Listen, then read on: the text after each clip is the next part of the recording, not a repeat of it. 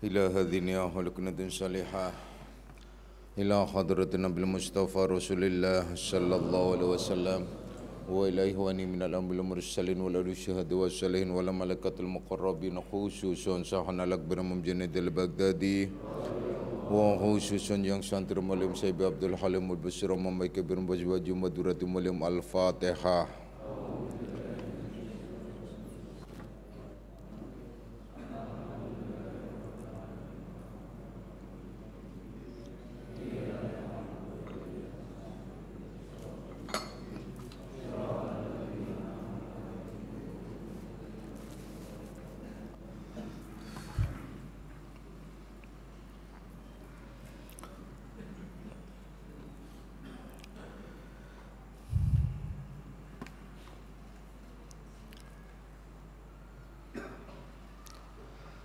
Assalamualaikum warahmatullahi wabarakatuh.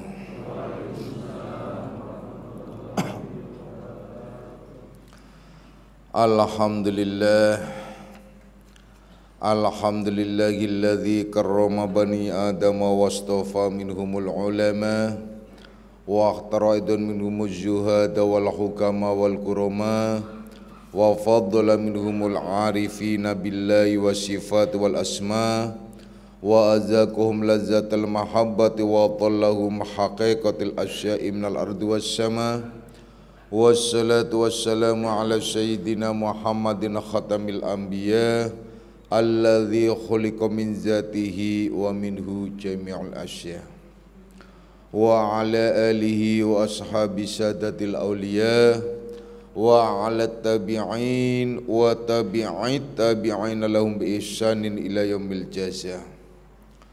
Subhanaka la ilma lana illa ma 'allamtana innaka antal alimul hakim wa la haula wa la quwwata illa billahil aliyyil azim. Amma ba'd. Ma'asyiros salikin, kaum bapak dan kaum ibu jamaah pesantren Akmaliyah, anak-anak rohaniahku semuanya, baik yang hadir secara jasmani maupun nafsani, baik yang mendengarkan langsung di pesantren Akmaliyah maupun yang melalui radio online Akmaliyah. Insyaallah mudah-mudahan malam ini kita bersama-sama mendapatkan limpahan rahmah, maghfirah serta hidayahnya, amin ya rabbal alamin. Mari kita lanjutkan kajian kita di dalam membahas kitab Syarah Hikam Ibnu Athaillah.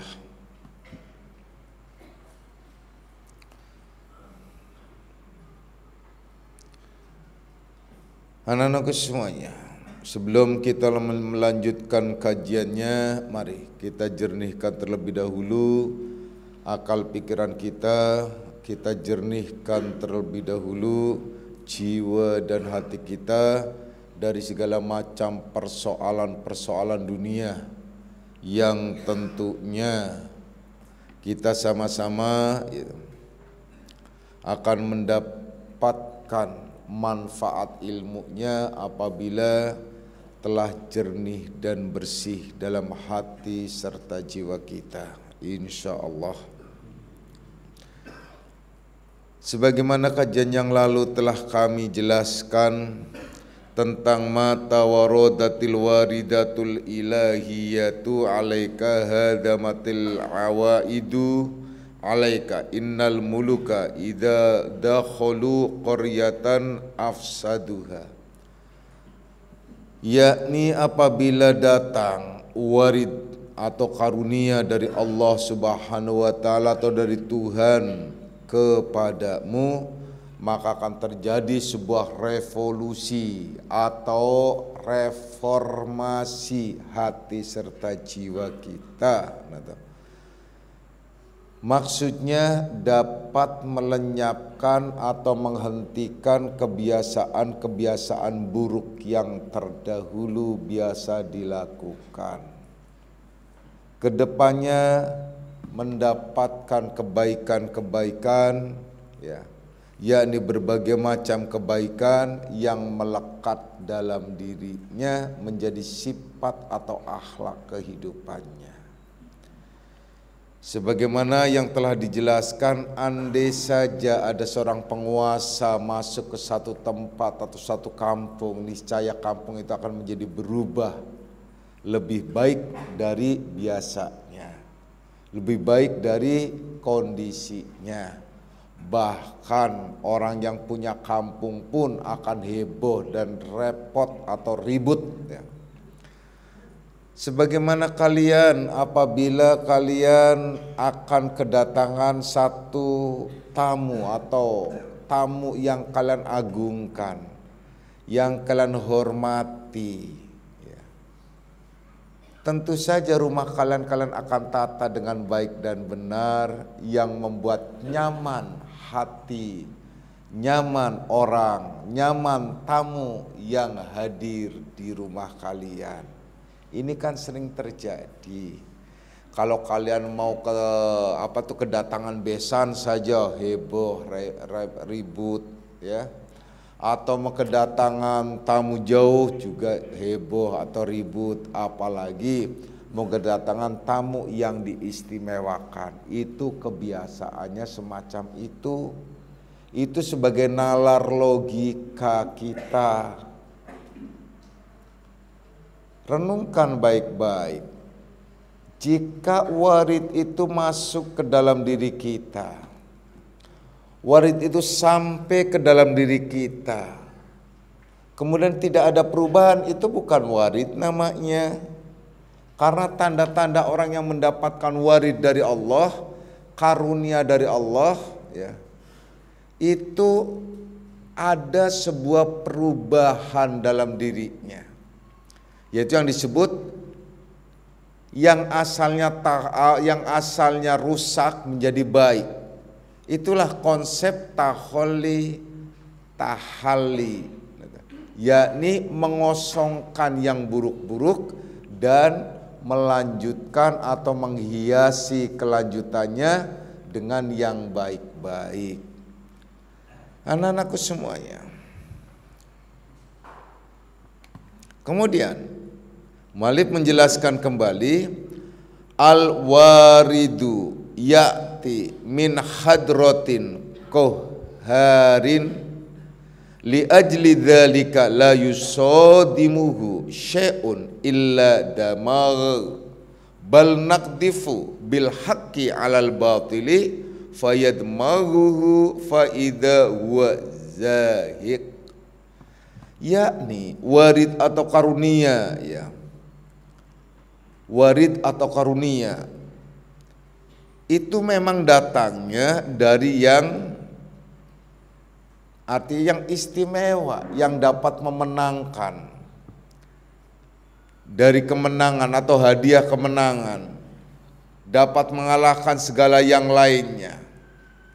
Karena itu bila warid itu datang ya, bila warid itu datang, maka tiada sesuatu yang berhadapan padanya melainkan dimusnahkan.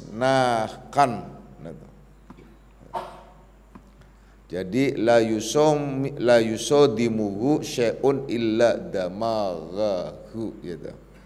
Jadi tidak ada yang berhadapan dengan warid melainkan dimusnahkan. Artinya fana, hilang, lenyap. Bal naqdifu bil haqqi 'alal batili fayad mahu faida wa zahiq. Bahkan tetapi kami melemparkan itu hak di atas yang batil, maka melenyapkannya, maka tetaplah batil itu pasti musnah. Ja'al haqqa wa zahaqal batil innal batila kana zahuqa.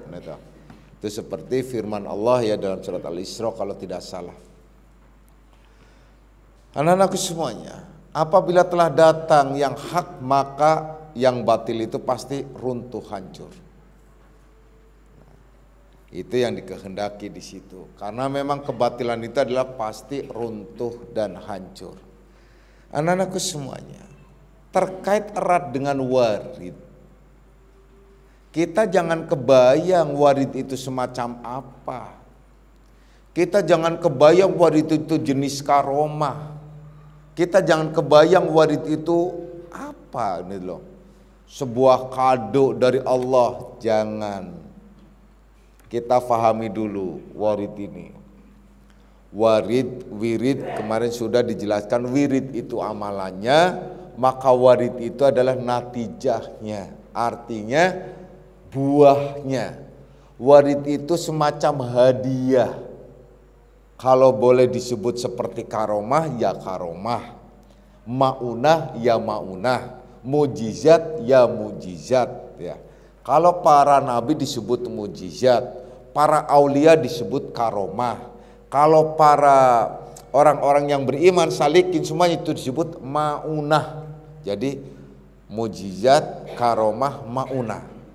Itu hakikatnya ialah sebenarnya juga dalam diri seseorang ada yang disebut warid.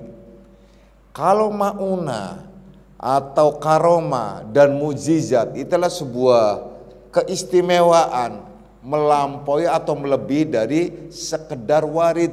Tapi warid itu sendiri adalah juga minnah, anugerah. Warid itu minnah dan anugerah. Minnah dan anugerah itu ada pada orang-orang yang beriman, yang diberikan oleh Allah Subhanahu wa taala keleluasaan. Namun ini tidak bisa dikendalikan. Berbeda dengan karomah dan mukjizat. Karomah dan mukjizat bisa dilintaskan dalam sebuah lintasan atau khotir. Seperti Rasulullah Sallallahu Alaihi Wasallam menghendaki suatu terjadi, maka terjadilah ia. Seperti beliau mencelupkan tangannya ke sebuah air yang ada di ember, kemudian beliau mengambil air dan air itu akhirnya mengalir ya, sepanjang dibutuhkan pada saat itu. Jadi pada saat ambil, diangkat, kemudian langsung mengalir. Maksudnya pada saat itu untuk wudhu dan untuk kebutuhan para sahabat yang kurang lebih 1000 lebih.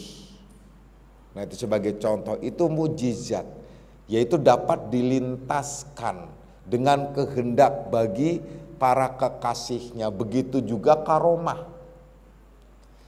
Berbeda dengan maunah yang disebut minnah, anugerah, atau yang disebut warid. Itu datang secara tiba-tiba, pergi juga secara tiba-tiba. Jadi kayak jalangkung ya. Datang tadi undang, pergi tadi antar. Nah itulah. Maunah atau warid itu datang secara tiba-tiba sebagai anugerah dan itu istimewa. Siapapun yang mendapatkannya itu sebuah istimewa, tersanjunglah bagi orang-orang yang mendapatkan warid tersebut. Nah, kita runut.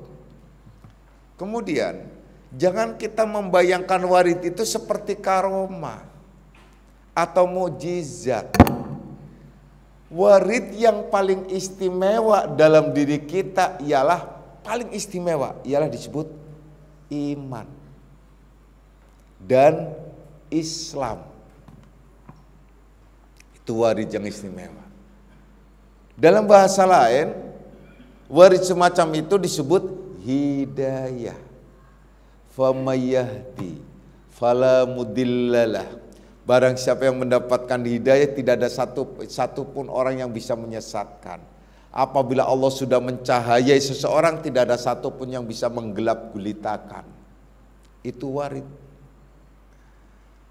Dan kalau disebutkan seperti firman Allah ya, famayahdi fahuwa muhtadi. Barang siapa yang mendapatkan petunjuk, diberi petunjuk oleh Allah, dialah orang-orang yang mendapatkan petunjuk itu. Wa yudlil, barang siapa yang disesatkan oleh Allah, falan tajidalahu waliyam mursida. Barang siapa yang disesatkan oleh Allah, dia tidak akan dipertemukan dengan yang disebut waliyam mursida, seorang wali mursid. Ini ayat loh. Jadi dengan kata lain, Apabila Allah memberikan petunjuk, maka beruntunglah dia orang yang mendapatkan petunjuk. Apabila Allah menyesatkan, maka tanda-tandanya dia tidak akan dipertemukan dengan wali yang mursyidah. Jadi orang yang hanya mendapatkan petunjuk itulah orang yang dipertemukan dengan wali yang mursyidah, wali mursyid. Wali mursyid boleh dimanakan secara sesuai dengan disiplin ilmu masing-masing. Yang kami maksudnya seorang mursyid, wali mursyid, pembimbing di antara kalian, pemimpin di antaramu, bukan di antara mereka. Renungkan baik-baik. Kita runut warid. Jadi jangan kalian membayangkan warid yang aneh-aneh. Kalau mau membayangkan yang aneh, lain lagi persoalannya. Kita yang terjangkau saja, yang wajar saja, yang real saja dalam kehidupan kita. Kami sebutkan tadi, iman.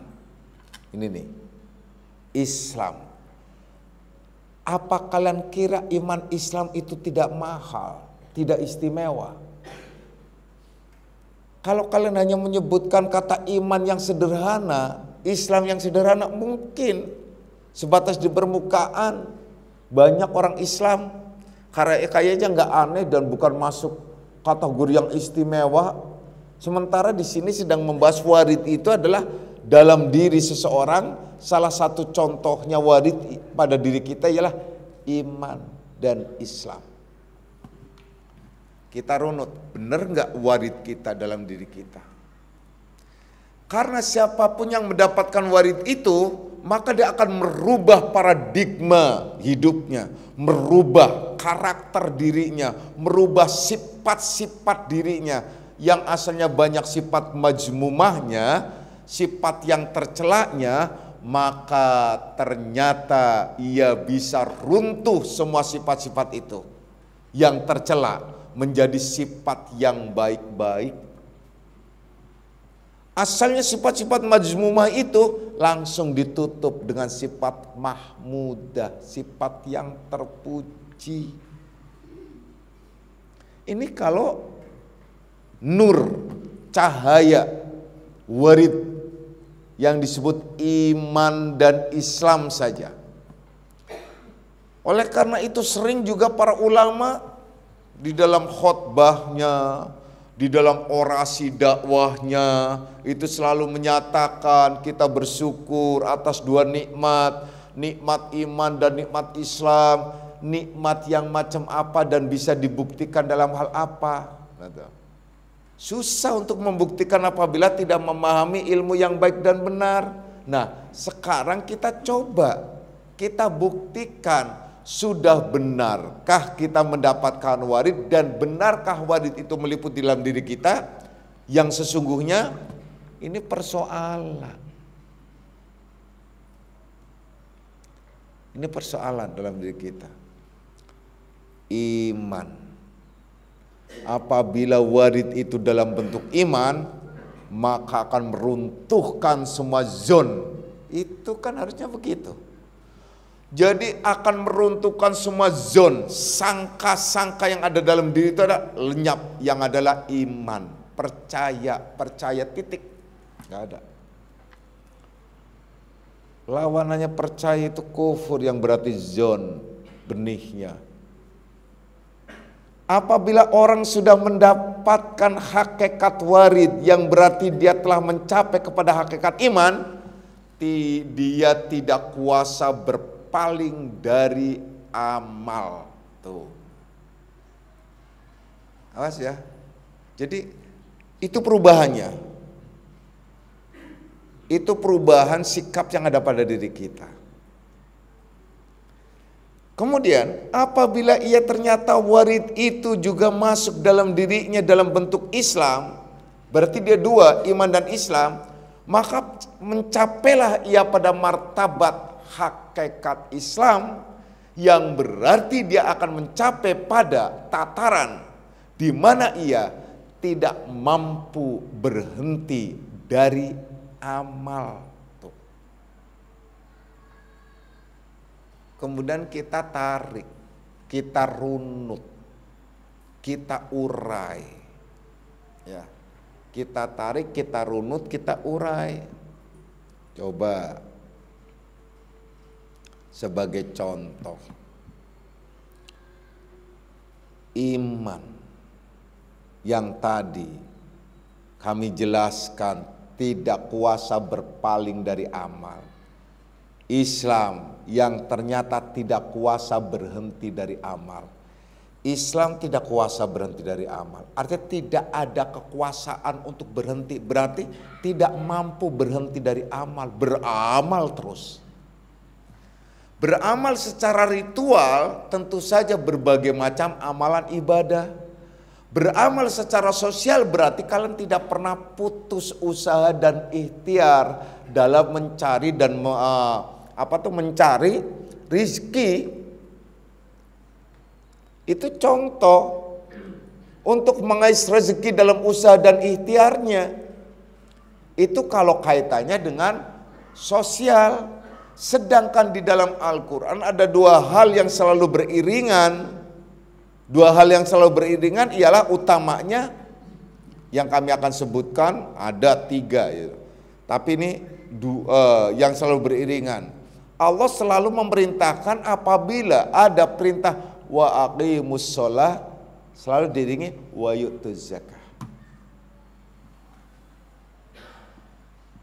Kalau disuruh kalian menyembah kepada Allah, itu biasanya diiringi juga birrul walidain, berbuat baik kepada kedua orang tua. Masih ada beberapa ayat-ayat lainnya. Itu ayat yang terkait dengan. Jadi simbol di dalam Al-Quran tentang ibadah ritual itu digambarkan pada sholat, sedangkan ibadah sosial digambarkan pada zakat. Sementara orang-orang yang mendapatkan anugerah warid, yang disebut warid di sini ialah Islam contohnya. Orang itu tidak kuasa berhenti dari amal. Lah bagaimana kalau saya malas bahkan meninggalkan amal tersebut? Itu dipertanyakan, kalian yang akan menjawabnya sesuai dengan apa yang telah kami gambarkan. Tidak, dan bukan saya yang menentukan jawaban itu. Kalian menjawab sendiri. Saya ulangi lagi. Warid dalam bentuk nurul Islam, cahaya Islam yang masuk ke dalam diri, yang disebut hidayah juga, maka dia itu sama saja mencapai kepada hakikat Islam, yang berarti tidak kuasa berhenti dari amal.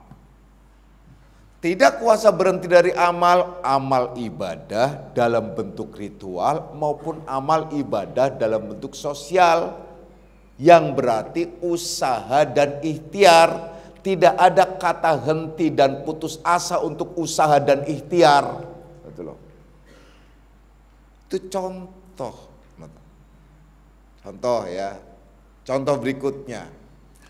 Apabila warid itu dalam bentuk nurul iman, cahaya iman, maka dia akan bersemayam dalam hatinya dan sekaligus merombak, menyingkirkan, menghanguskan, meruntuhkan, dan ya menghanguskan, membenamkan, yang berarti menghanguskan, tidak ada kesempatan untuk tumbuh, yang disebut zon, sangka.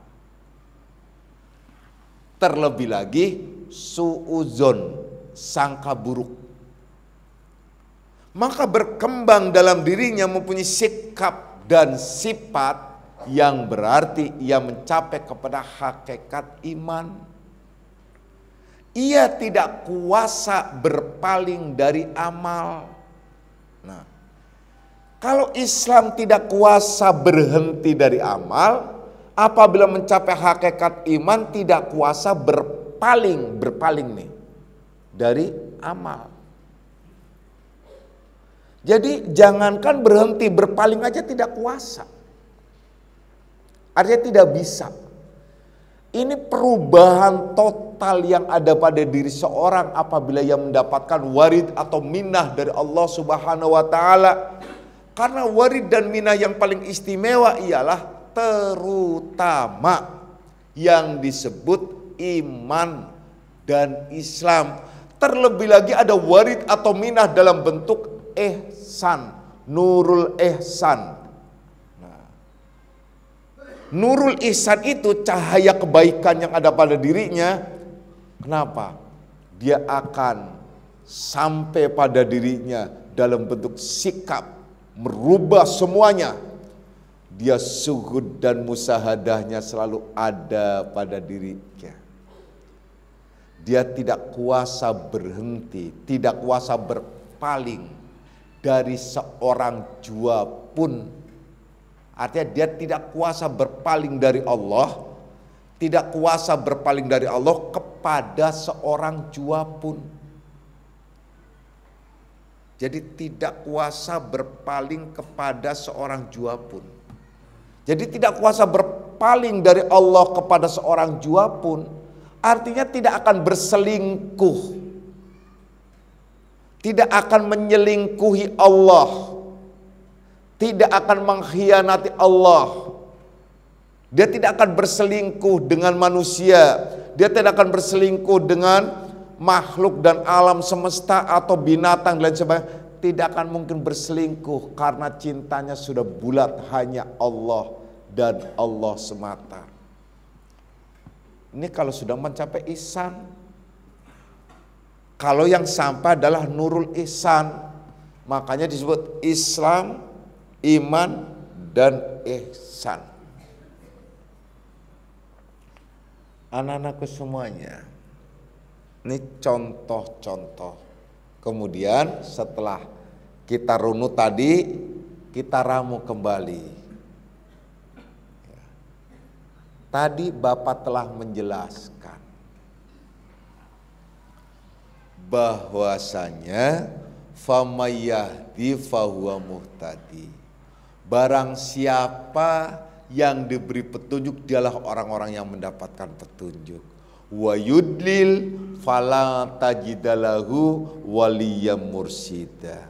Barang siapa yang tidak diberi petunjuk, barang siapa yang disesatkan oleh Allah, maka dia tidak akan dipertemukan dengan yang disebut waliyam mursida, wali mursid.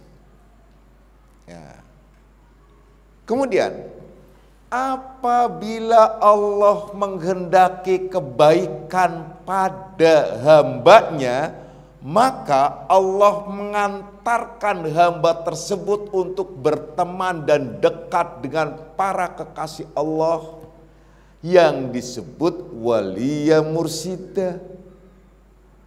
Maka beruntunglah orang-orang yang bertemu dengan waliya mursida sebagai pertanda ia mendapatkan petunjuk dari Allah, dan sekaligus telah ada padanya yang disebut warid dari Allah dalam bentuk iman maupun Islam yang akan mencapai kepada ihsan, bahkan lebih tinggi lagi di dalam bimbingannya. Maka hakikat warid yang paling istimewa bagi para salikin ialah dipertemukannya dengan seorang mursid, waliyam mursida.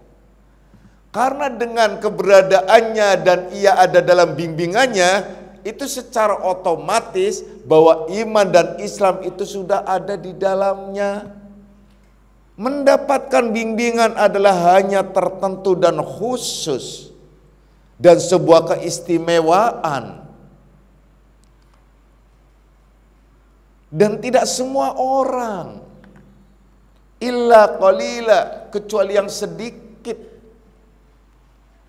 yang mendapatkannya. Jika kita ternyata mendapatkan dan dipertemukannya, bersegeralah untuk menjernihkan hati dan jiwanya. Tetapkanlah iman itu, percaya itu, dan kemudian lakukanlah Islam tersebut, yaitu usaha dan ikhtiarnya dalam merangkai ibadah atau dalam menyusun berbagai macam gitu, kaifiat yang untuk dilaksanakan, menata diri dan lain sebagainya. Beruntung bagi orang-orang yang dipertemukannya, karena banyak orang yang tidak dipertemukannya dan terlunta-lunta dalam kehidupannya. Sementara orang-orang yang disebut waliya mursida yang dalam bentuk tanda kutip ialah insan kamil yang disebut setara gitu dengan para kekasih-kekasih Allah yang lainnya, yang menjadi warasatul anbiya, yang menjadi kekasih-kekasih Allah, pewaris Nabi, melanjutkan estafetnya itu. Nabi dalam hal ini ialah Nabi besar kita Muhammad sallallahu alaihi wasallam. Orang-orang yang semacam ini muncul di permukaan bumi, entah itu bumi Indonesia atau di Eropa, Asia atau benua lainnya, itu hanya 100 tahun sekali loh. 100 tahun muncul, kemudian itu keterangan-keterangan juga mendukung bang, muncul lagi selalu, hilang lagi. Maka apabila kita dipertemukan orang-orang yang muncul 100 tahun sekali, jangan saja kalian itu beranjak jauh darinya, baik secara hati maupun secara apapun, terutama hati. Kalau secara fisik boleh saja jauh, tetapi hati yang paling utama. Kenapa hati yang paling utama? Ya hati yang dekat itu hati yang ada padanya iman dan Islam tadi. Dekat fisik nggak penting kalau ternyata imannya itu ternoda oleh zon. Jauh justru lebih penting saat imannya itulah merona, tak pernah tersia-siakan atau terhempas oleh apapun. Wahai anak-anakku semuanya, berbahagia dan beruntung orang-orang yang ada pada zamannya itu. Itulah hakikat yang disebut Al-Mahdi. Terkadang kebanyakan orang itu memahami tentang metafor-metafor yang digambarkan atau yang diberikan atau yang dihamparkan oleh Allah dan Rasulnya itu diletterlekan dalam bentuk visual lahiriah. Seperti contohnya gambaran Dajjal, gambaran Imam Mahdi, gambaran apalagi orang Jawa yang disebut Ratu Adil, dan masih banyak lagi istilah-istilah tersebut. Jangan kita terperangkap dengan istilah-istilah tersebut, tetapi yang paling utama kita ketahui di sini ialah warid yang telah sampai ke dalam diri kita. Kemudian akhirnya juga kita harus introspeksi, kalau memang warid itu telah sampai kepada dalam diri kita. Pertama, apakah iman itu telah meliputi dalam diri kita? Iman apa sih? Percaya. Kalau ternyata iman itu kepercayaannya hanya pada batasan-batasan ritual, ini percuma. Iman yang disakralkan kemudian disusun dengan 6 susunan butir, seperti beriman kepada Allah, beriman kepada malaikat-malaikatnya, beriman kepada kitab-kitabnya, beriman kepada Rasulnya, beriman kepada hari akhir, beriman kepada takdir baik dan buruk. Nah, Itu rangkaian susunan baku yang tak bisa tidak kalian harus ada keimanan tersebut. Kalau saya urai di sini dan saya kuliti satu persatu, kemudian kalian harus mengaku jujur, saya yakin kalian belum tentu mengakui sebagai orang yang beriman yang sesungguhnya. Nah, karena rangkaiannya, susunannya yang sesungguhnya, apa itu iman, dan yang sesuai dengan runutan diurai saja, nggak usah jauh-jauh saja. Yang apa tuh pada batasan maksimal. Artinya batasan maksimal itu iman yang sesungguhnya, iman yang sebenarnya. Kalau iman-imanan sah-sah saja, boleh-boleh saja. Tapi iman yang sesungguhnya, kalau diuraikan, kemudian kita introspeksi kembali ke dalam diri kita, apakah kita masuk golongan orang yang beriman yang sesuai dengan uraian tadi? Wallahu a'lam bishawab. Itu persoalan. Contoh saya bikin singkat. Beriman kepada Allah, bagaimana sih beriman kepada Allah? Itu tidak bisa dinyatakan dalam bentuk lahiriah. Gak bisa. Kenapa? Karena iman bukan pekerjaan. Ya tapi kan sholat, itu tandanya, sholat itu pekerjaannya Islam. Bukan iman, iman itu percaya kepada Allah. Kemudian gimana caranya percaya kepada Allah? Kan persoalannya privasi, ada dalam hati. Nah, dan kalian sendiri yang akan menguji dan mengakui iman atau tidak. Terus beriman kepada Allah, contohnya beriman kepada Allah apa? Allah itu ada. Beriman kepada Allah, Allah itu beserta kita. Beriman kepada Allah, Allah itu mendengar. Beriman kepada Allah, Allah itu melihat. Sudah, itu saja dulu. Benar iman itu. Allah serta kita, Allah itu mendengar, Allah itu melihat, Allah itu mengetahui. 4 saja deh dari sifat-sifat Allah dan kondisinya. Benar nggak? Kalian beriman pada sifat-sifat tersebut. Artinya diri wujud Allah, Allah itu ada. Keberadaan Allah itu apa sih? Keberadaan Allah itu serta kita. Kemudian serta kita Allah itu macam apa sih?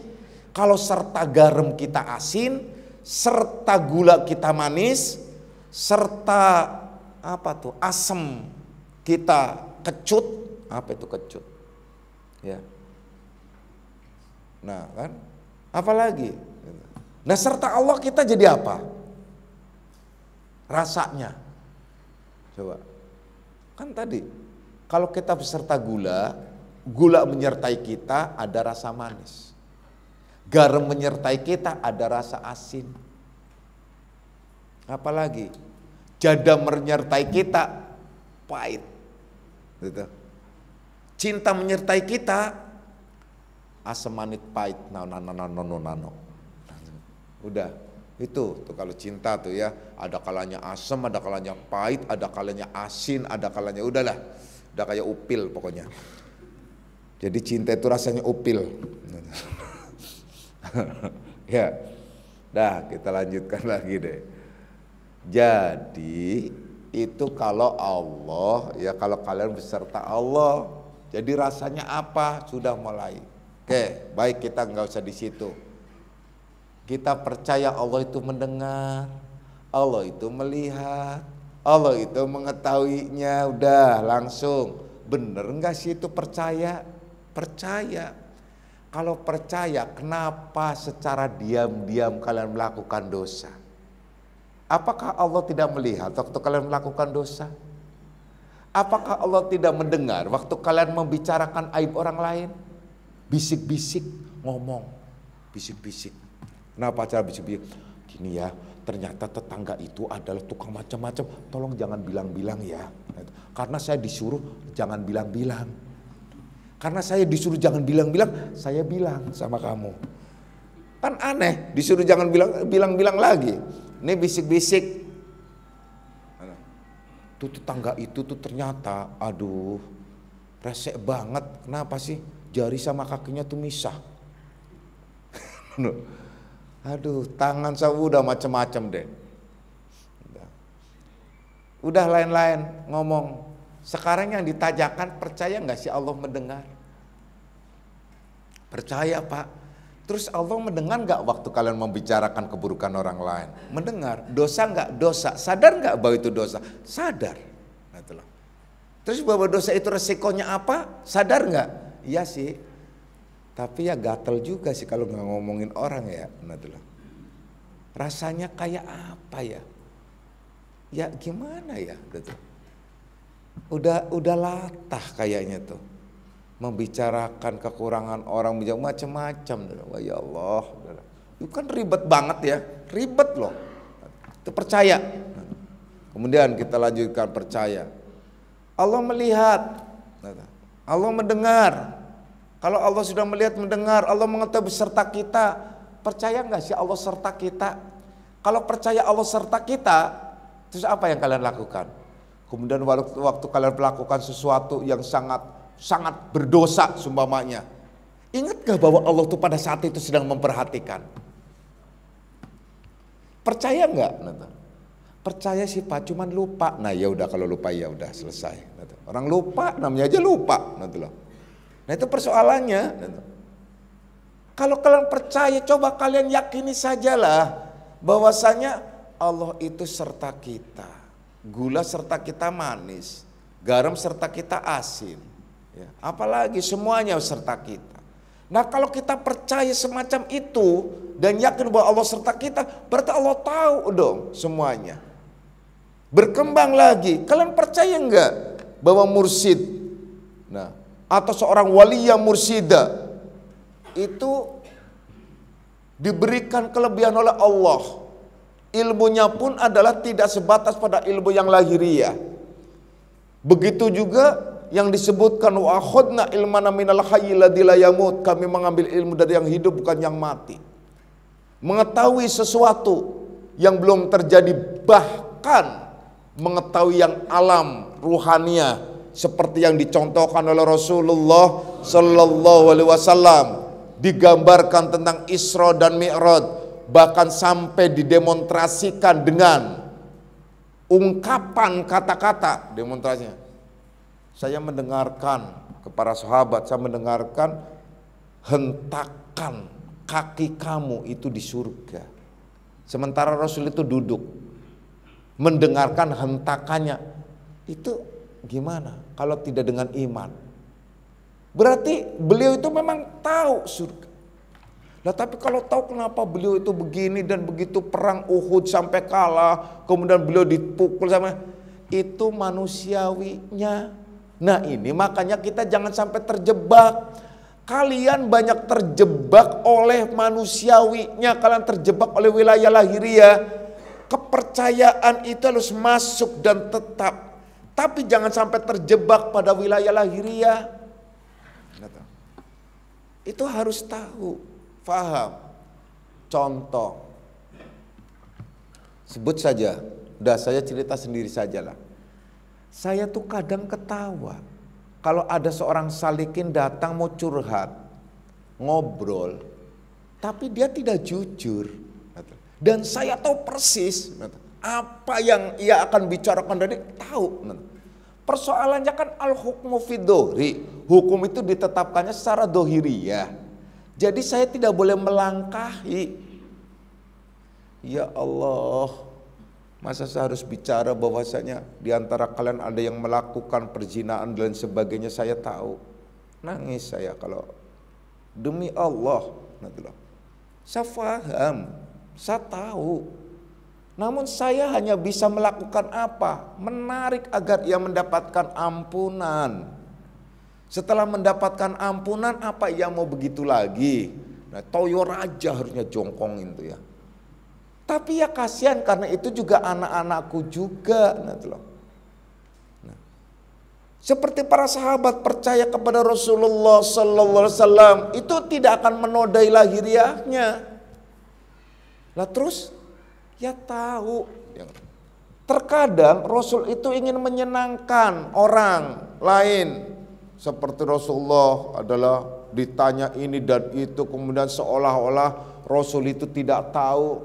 Seperti juga peristiwa yang mungkin juga populer atau enggak wallahu alam ya, yang jelas ada sebuah peristiwa di mana kalau tidak salah itu peristiwanya Sunan Gunung Jati gitu. Yang disebut kenal Sunan Gunung Jati ya. Yang waktu itu para company Belanda atau penguasa itu sudah sangat kerepotan dengan sepak terjangnya dia, dan karena karismatiknya umat itu pada dekat, hingga akhirnya dia sengaja ngetes dia itu adalah untuk beberapa hal. Salah satunya ialah disodorkan wanita yang rapi, dan wanita itu adalah dari China apa cantik gitu. Kemudian perutnya tuh agak kembung dikit gitu loh, masa agak gede dikit. Kemudian ditanya, ini orang hamil atau tidak sih, dan hamilnya bener nggak sih? Beliau tahu bahwa dia menipu, dan yang ditutupi itu adalah kain-kain sengaja ditebelkan. Beliau bilang untuk menyenangkan itu bilang langsung hamil. Ketawa semua, ternyata ini adalah udah selesai. Tapi nggak lama berikutnya benar akhirnya terjadi juga, hamil beneran tuh orang. Itu sebagai contoh, salah satu contoh. Begitu juga Rasulullah Sallallahu Alaihi Wasallam semacam itu. Nah, kalau kalian tidak mempercayai bahwa ia adalah faham dan tahu, termasuk kalian mau memberikan sesuatu kepada saya, saya mau supres Bapak deh. Saya tahu, tapi ya saya pura-pura kaget aja. Kaget. Ya saya tahu, orang detakan hati kalian juga saya tahu kok. Apa yang kalian, ini Bapak nih. Yang kalian cuma diantara kalian, bener nih Bapak nih. Saya tahu. Ini Bapak dada aja nih bener. Enggak ada masalah. Itu contoh-contoh. Dan kalau kalian tidak percaya, kemudian kalian benar-benar terjebak oleh wilayah lahiriah, itulah yang disebut erosinya iman. Oleh karenanya untuk menjebak lagi, akhirnya ini memang banyak jebakan-jebakan. Allah Subhanahu wa ta'ala menyuruh kepada Rasulnya, qul innama ana basarum mislukum yuha ilayya annama ilahukum ilahu wahid faman kana yarju liqa'a rabbih falyamal amalan salih wala yusrik bi'ibadati rabbihi ahada. Qul, katakanlah ya Muhammad, katakan bahwa aku manusia biasa seperti kamu. Ya kalau dibodohin ya bodoh, dibohongin ya bohong gitu. Saya pernah saya pernah dibohongi, dan saya tahu itu dibohongi, dan saya senang banget. Tanya Nuh Harsono nih, yang sering saya ajak bicara waktu itu. Waktu saya lagi senang burung banyak gitu loh, burung-burung. Saya punya banyak burung-burung ocehan. Kemudian ada orang datang, dikit-dikit bohongin, ini burung dapat cakep ini segala macam, hanya kepengen dapat burung ocehan saya. Saya ngomong harusnya, saya itu sebenarnya tahu persis itu orang tuh bohongin saya, tapi saya seneng apa? Ingin menyenangkan dia supaya dia puas. Ulang-ulang terus begitu, udah datang lagi. Wah, Harsono udah ngamuk, udah sebel banget. Wah, udah mamanya. Yang lainnya juga sebel banget cuma. Waktu itu yang sebelah rumah juga. Ini orang ini datang. Tapi saya senang karena senang ingin menyenangkan dia. Sampai akhirnya motor juga diambil juga. Pengen gitu. Umat tukar burung. Nah, itu ya seneng aja, ya udah dibohongin nggak apa-apa, biarin aja. Wah, para yang bangsanya udah sebel aja, ngamuk-ngamuk. Kalau datang jangan, biar dia sampai puas dulu. Kalau udah puas, udah tengel-tengel. Kalau udah puas kan udah selesai. Kalau belum puas-puas, masih aja kepengin seumpamanya. Biar dia puas dan biar dia tahu bahwasanya aku adalah manusia biasa seperti dia. Nah itu contohnya tuh. Dan banyak lagi contoh-contoh lain. Dan seperti Rasulullah Sallallahu Alaihi Wasallam juga banyak Contoh, nih saya contohkan lagi. Kalian percaya nggak sih bahwa Rasul itu adalah bukan seorang pelupa? Nah, itulah. Disebut kalau di dalam tarikh sampai terlepas itu lebay atau tidak, yang jelas adalah karena menjunjung harkat dirinya. Beliau Rasul itu adalah nguap aja enggak, dan bukan seorang pelupa, dan bukan seorang wah udah istimewa deh. Pokoknya istimewa, ngomongnya juga tidak cadel. Nah, ngomongnya fasih, bicaranya wah tatapannya udah semuanya udah sempurna. Sampai-sampai kalau kita membaca kitab berjanji itu, kalau kita melihat apa tuh kita itu, kalau jalan beliau itu kalau jalan sama orang yang tinggi dia lebih tinggi dikit, orang pendek dia juga tingginya lebih dikit lagi, orang cebol nggak tahu nih mungkin lebih tinggi. Ini sebenarnya lebay nih kadang-kadang nih, karena itu begitu mengagumkan. Ya bolehlah itu sebagai mukjizat, kita percaya saja, senang banget. Tapi kan kalau orang yang cerdik, orang yang kritis itu kan, nah gimana kalau Rasul itu jalan sama orang cebol, orang yang tinggi banget, apakah nah itu kan lebih, ya itu persoalannya. Yang jelas beliau itu istimewa dan istimewa banget. Sudah, kalian percaya nggak itu istimewa, bahwa Rasul itu diistimewakan oleh Allah? Kita percaya. Bahkan Allah sendiri menjuluki la'ala khuluqin azim. Engkau adalah mempunyai akhlak yang sangat agung. Semuanya udah clear, selesai. Dah kita percaya. Kemudian tiba-tiba Rasulullah lupa rakaat dalam sholat. Satu. Ini sengaja atau pura-pura? Ayo menurut kalian gimana? Kalau kalian tahu ini adalah sengaja, berarti pura-pura ya. Kalau pura-pura berarti sengaja. Kalau lupa beneran, berarti nggak sesuai dengan tadi dong akhlak Rasul. Ayo gimana posisinya? Dan yang lebih ekstrim lagi, contohnya Rasulullah habis main kuda lumping malam, siangnya lupa mandi. Tuh, itu pernah terjadi. Kenapa? Beliau ngimamin sholat subuh dengan jamaah, tiba-tiba beliau lari. Satu rakaat itu, duduk lari, balik lagi, rambutnya basah. Dulu apalagi orang mandi kan rambutnya panjang, beliau kan rambutnya basah, kuyup. Allah. Tapi para sahabat waktu beliau itu adalah lari, karena kan rumahnya dekat itulah. Waktu itu ada rumah dekat-dekat. Langsung ya kayak sinilah, bisa jadi saya semuanya tiba-tiba lari ngimamin subuh, itu tidak. Pada zaman Rasul itu tidak ada yang berani menggantikan, tetap berdiri. Sayyidina Abu Bakar berdiri nunggu sama lari. Tapi kalau saya lari itulah paling pengen berak doang gitu loh, bukan lupa. Nah, lari juga tiba-tiba balik itu basah semua, basah udah langsung lanjutin. Udah setelah selesai tanya, kenapa ya Rasulullah? Saya semalam habis jima, tapi pas ingatnya sholat subuh sudah serakaat, saya baru ingat bahwa saya belum mandi. Nah, terus kebayang gak sih kalian tuh? Ini Rasul ini gimana nih? Berarti habis hubungan dengan istri langsung tidur. Satu. Yang kedua, kok lupa ya? Apa Rasul bisa lupa? Nah, ini persoalan. Ini terkait dengan ana basarum mislukum yuha ilayya. Begitu juga bisa sakit. Betul.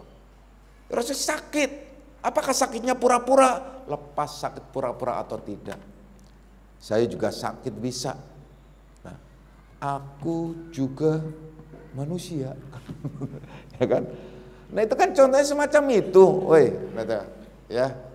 Nah, yang ribet lagi, saya dulu waktu saya itu tahun berapa ya, tahun 2008 apa tuh, waktu sholat torekot itu di pelataran di parkir sini, karena ini masih pembangunan, masih itu sana, dan saya full sholat tarawih segala macam, clear saya terus. Saya melakukan terus, dan ternyata terjadi hujan segala macam, udah selip-selipan di antara stagger segala macam, udah lanjut, semangatnya jamaah kalian sekarang enak sholat itu. Malah Itu dulu tanya tuh ya. Jadi dari pelataran ini sampai jalan itu, jalan di bawah ini, jalan itu kena tutup ya udah langsung. Sementara di depan sana yang sekarang buat parkir yang ada tipiknya, itu sanggaan-sanggaan apa namanya, yaitu apa namanya, steger-steger, nyelip-nyelip di situ, sholat segala macam. Pada hari ke-25 saya jatuh sakit, dibawa ke rumah sakit, heboh, ribut, yang lain-lainnya pada ribut, sampai seorang direktur dan jelas-jelas punya apa tuh intelektualnya jalan, sampai telepon mengatakan, kok Bapak bisa sakit ya? Ya terus saya itu harus sakti apa? Gitu loh. Di hadapan kalian saya sakit-sakit, lapar juga lapar seperti kalian, capek juga capek, boyo pegel yo, gitu kan, sama, gitu loh. Arti ya emang begitu, ya itu manusia biasa. Itu ada yang menyatakan semacam itu, coba. Sampai waktu akhirnya saya harus pulang karena saya nggak bisa, saya harus maksa pulang untuk ngimamin sholat id. Sholat id aja sempat goyang, semua sempat jadi. Ya udah, ternyata memang trombositnya aja yang turun. Mungkin atau entah kena apa dan lain sebagainya, wallahu alam lah. Jadilah selesai.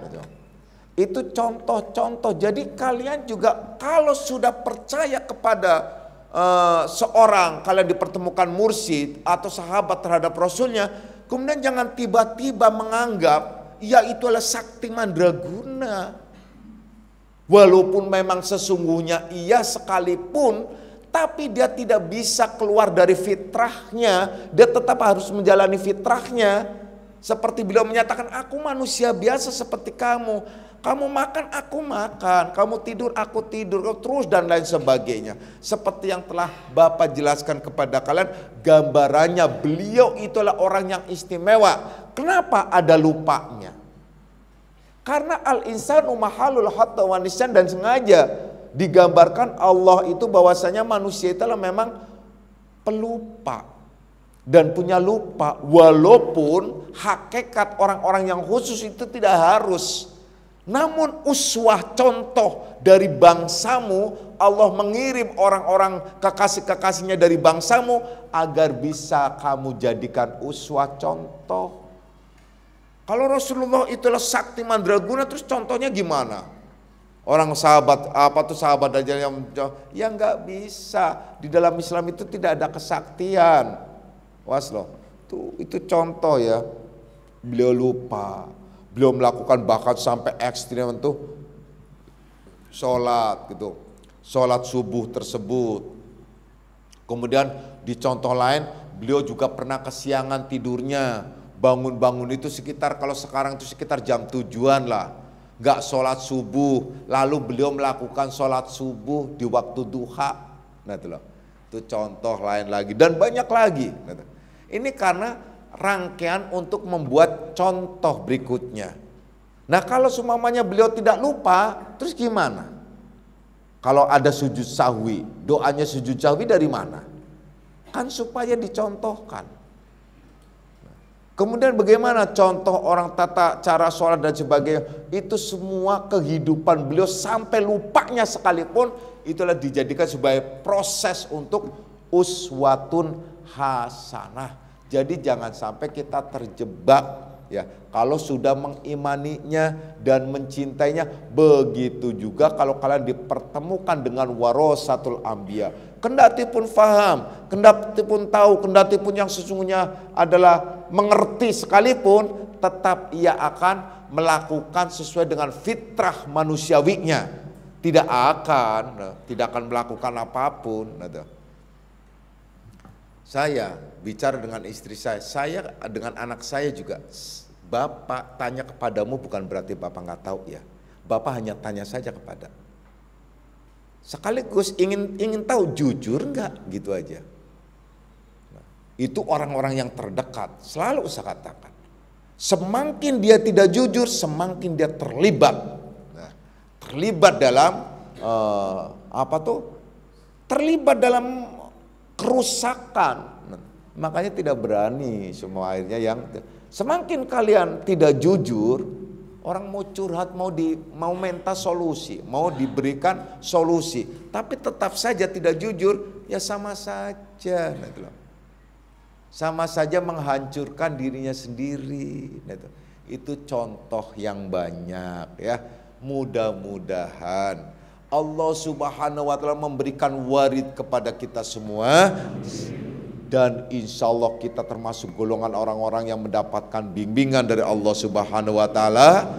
Dan insya Allah bimbingan itu turun melalui pertemuan kita dengan waliya mursida. Amin ya rabbal alamin. A'udzubillahi minasyaitonirrajim. Bismillahirrahmanirrahim.